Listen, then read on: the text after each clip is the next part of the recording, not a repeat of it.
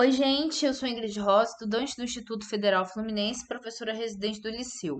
No plantão Enem de hoje, vamos ver uma resolução expressa da questão 111 do caderno cinza. No caso, é uma questão do Enem de 2020 referente à biologia.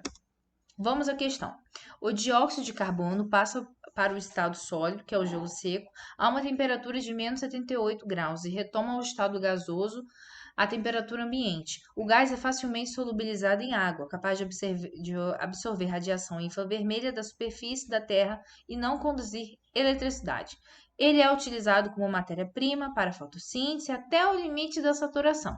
Após a fixação pelos organismos autotróficos, o gás retoma ao meio ambiente pela respiração aeróbica, fermentação, decomposição ou por resíduos industriais, queimas de combustíveis fósseis e queimadas. Apesar da sua importância ecológica, seu excesso causa perturbações no equilíbrio ambiental. Então, assim, gente, para quem estudou novamente o ciclo do carbono, esse passo a passo desse trecho aqui, onde ele fala, ele é utilizado até o final da contextualização, tá na cara que a gente está falando do ciclo do carbono, porque é o passo a passo para onde esse composto do carbono vai, para onde vai, que sofre, como ele vai, tá? Mas aí quando a gente vai olhar o comando da questão, a gente fala, ó, considerando as propriedades descritas, o aumento atmosférico afetará os organismos aquáticos em razão de que aí a gente tem que parar para pensar que a questão está enfatizando o início do contexto, aonde fala que a molécula de dióxido de carbono, então não é só o carbono, componente de carbono. A gente vai ter que dar ênfase à molécula em si, dentro dos ambientes aquáticos. Então aqui, ó, desde o início até o final, não conduz eletricidade.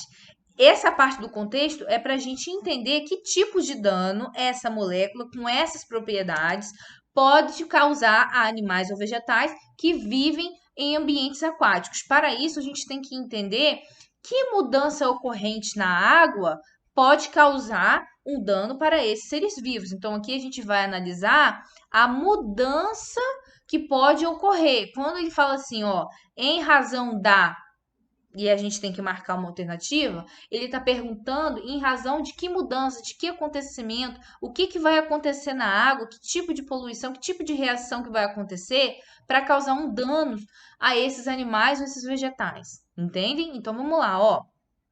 Letra A, vai ocorrer a redução do potencial hidrogeniônico da água? Pode ser, mas vamos olhar a outra. B, restrição aeróbica pelo excesso de poluentes? Pode ser também.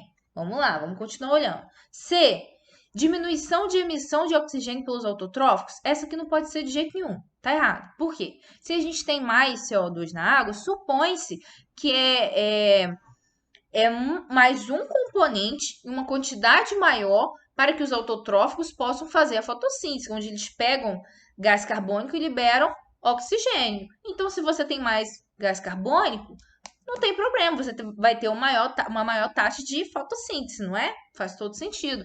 Então, o problema, o dano, a modificação danosa não está descrita na alternativa C. D. Limitação da transferência de energia entre os seres vivos. Então, nesse caso aqui está se referindo a um ser vivo não conseguir se alimentar do outro, ou não conseguir ter a sua forma de alimento como era antes. E eu acho que o dano que vai acontecer nos ambientes aquáticos não é exatamente esse, porque eles vão continuar se alimentando, a cadeia alimentar vai continuar ocorrendo. Letra E. Retração dos oceanos pelo congelamento do gás, do gás nos polos. Isso aqui eu até dei uma risada porque tá muito absurdo, não tem nada a ver, entendem? Só porque falou lá no início da contextualização que a molécula vira gelo seco, botaram essa alternativa aqui para poder confundir vocês. Então a gente está entre a alternativa A e a alternativa B. Então vamos entender.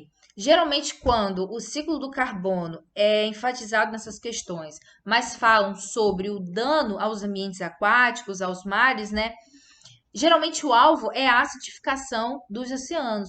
A gente também poderia botar em ênfase aqui a extração do petróleo do pré-sal, onde ficam gotículas de óleo. Mas isso daí, gente, já seria um outro contexto.